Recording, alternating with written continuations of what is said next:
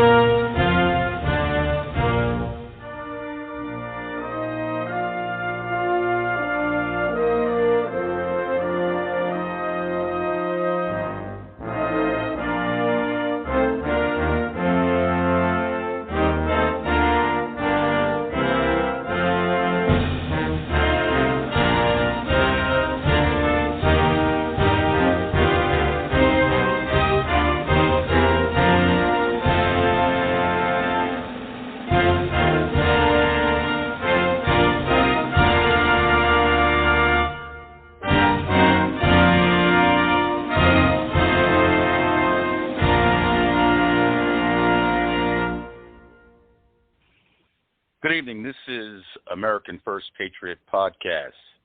We defend freedom and liberty. I'm your host, Chauncey Brown. My co-host, veteran, patriot, Jarrod Tomassi is in the studio.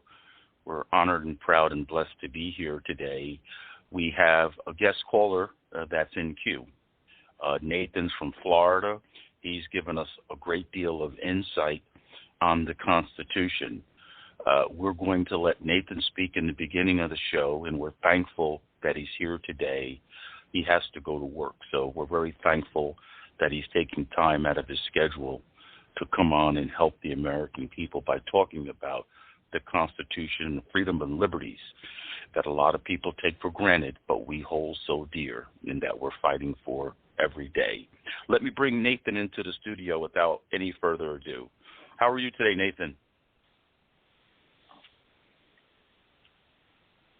Nathan, are you in the studio?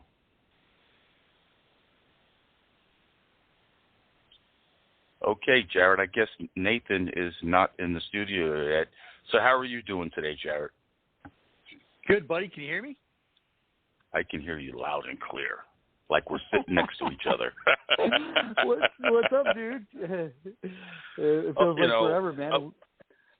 Yeah, like I spoke to you about earlier, I'm really getting annoyed of this America push for Ukraine when Ukraine is one of the most corrupt governments in the world. Americans should be focusing on our borders, our homeland, our homeless veterans, our drug crisis, our inflation, our high taxes. Don't get me wrong, I pray full of Ukraine, I pray for the people of Russia, and I pray for the soldiers that are on the battlefield. I do not pray for governments, not corrupt governments, okay? Ukraine has been corrupt. All we have to do is look at Joe Biden flexing his vice president muscles to fire a prosecutor that was investigating Burisma. So that is just the tip of the iceberg. And as we go along, we're going to uncover a lot more of this story as we continue. Go ahead. You want to chip in, Jarrod? Yeah, I mean, what some dirty, dark secrets over there, I'm sure.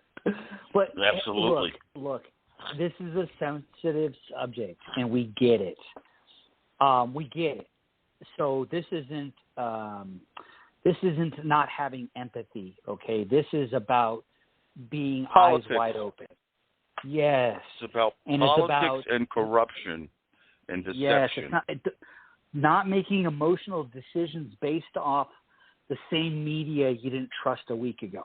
So as you navigate through this war, through this horrible situation, stay focused, have discernment, right? Be careful Amen. Of the team you join, because war is played by the cake eaters, right? And this, what gets me, what actually kind of breaks my heart about all this is that all it takes is for the media to jump on something to portray a good and bad.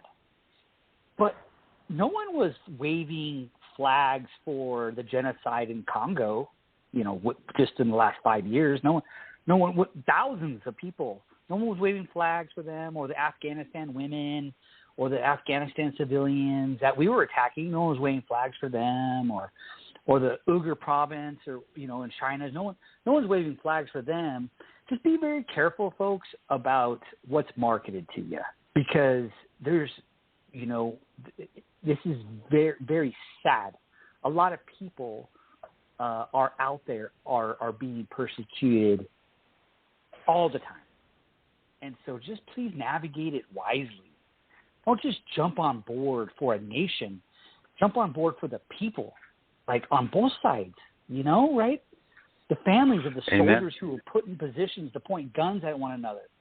You know what I mean? The Russian soldiers weren't sitting over in Russia going, man, we haven't attacked Ukraine in a long time. Like, I'm going to call Putin and, get this started. We're bored. That's the last thing they wanted to do. The last thing they wanted to do. Jarrod, people... So, just be careful. Exactly. People should understand that war is not about people. War is about politics and money and power. And yes, we are sensitive to the plight of the average person, to the soldiers who are not engaged in this political conundrum. But to see our president, or I should say the United States of America president, because I don't acknowledge him as my president's still Donald Trump, to see him go to try to aid Ukraine faster than he goes to aid homeless veterans, faster than to secure the border, faster than standing up for abortion, against abortion. And then to top it off, let's put the icing on the cake. Let's nominate to the Supreme Court a black woman.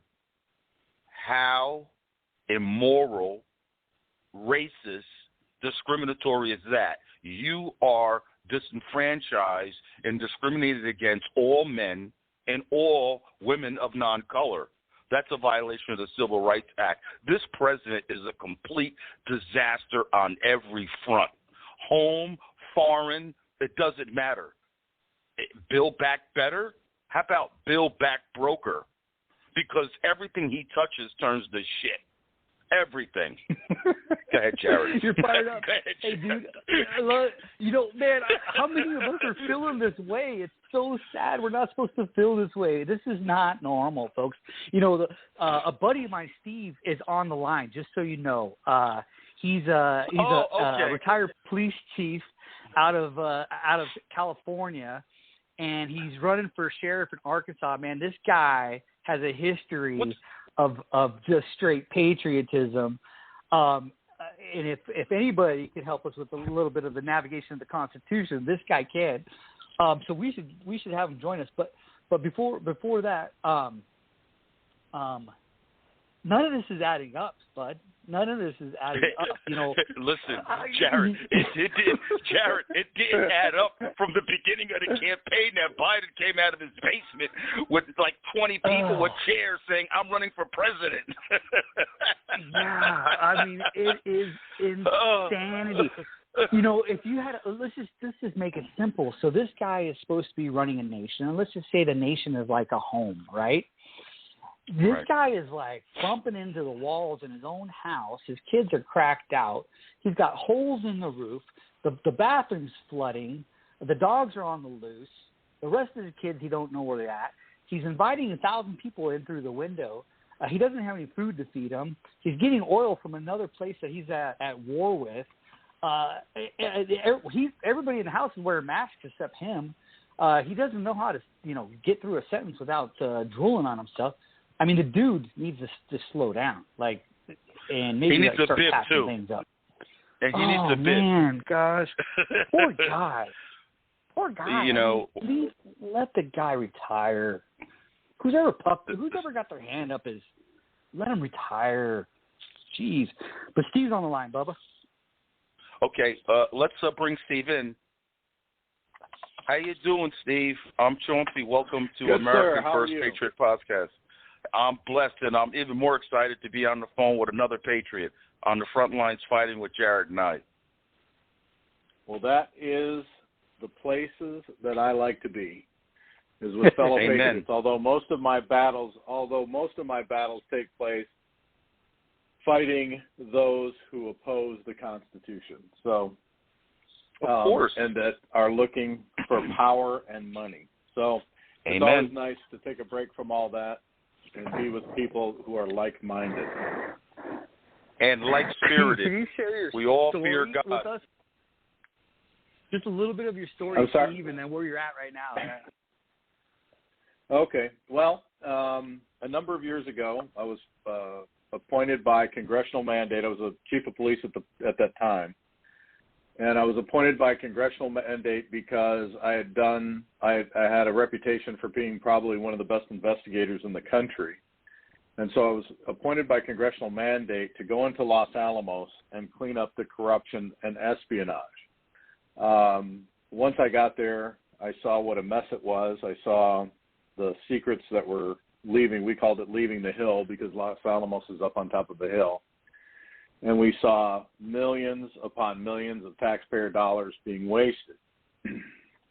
So once I jumped into my investigation, I immediately started getting information and evidence against what I would call the lower level individuals. And as I started to go through the system, I started climbing up the ladder and finding that the higher-ups were just as much involved as the lower-level employees. Well, I was told to cease and desist, to take the money, to shut my mouth, and I would be just fine. Well, that's not the way I operate. I took an oath to defend the Constitution. Amen. I took an oath and made a promise to the people of the United States that I would do my job regardless, and I did. So for my trouble, I was terminated. They threatened to kill me. They did bankrupt me eventually. I ended up losing everything, but in the end, I won. I was declared a national hero by members of Congress. I was reinstated, but instead of just being reinstated as the head of the criminal investigation unit at Los Alamos, I was put in charge as director of public safety over all the laboratories under the University of California's control, and was able to continue my work for about another 2 years. It eventually got to the point when you're fighting a battle like that and you're the Lone Ranger, it just got to the point where I had to leave. I couldn't work 24/7 with no support and continue the fight. So I did the best that I could. I got all the policies and procedures changed that I could. It was brought into the public eye so that the United States citizens knew what was going on there and could keep an eye on it. I was brought back on multiple occasions to do additional investigations, and they all turned out that the parties I was investigating were found guilty of the activities that they were involved in. But I'll tell you, when people think that when you fight the federal government, when you fight government corruption, when you fight the overreaching of the government, that you make all kinds of money in your pocket because you're on the news every night and you're Mr. Popular and everybody loves you. The opposite is true. Typically, when you take your oath seriously and you fight for the people of the United States, you lose absolutely everything. I had to put my children in hiding. I ended up getting divorced. I lost everything. I lost everything. I had nothing left, nothing, because they constantly go after you with these frivolous lawsuits. You have to defend yourself. You have to put the money up. You have to hire attorneys. So for about 10 years, I was constantly contacted about, we got a lawsuit here. You got to hire an attorney. And not only that, it wears on you. So, physically, mentally, you're just exhausted. and nobody's coming to your rescue. And I'm not, I don't want to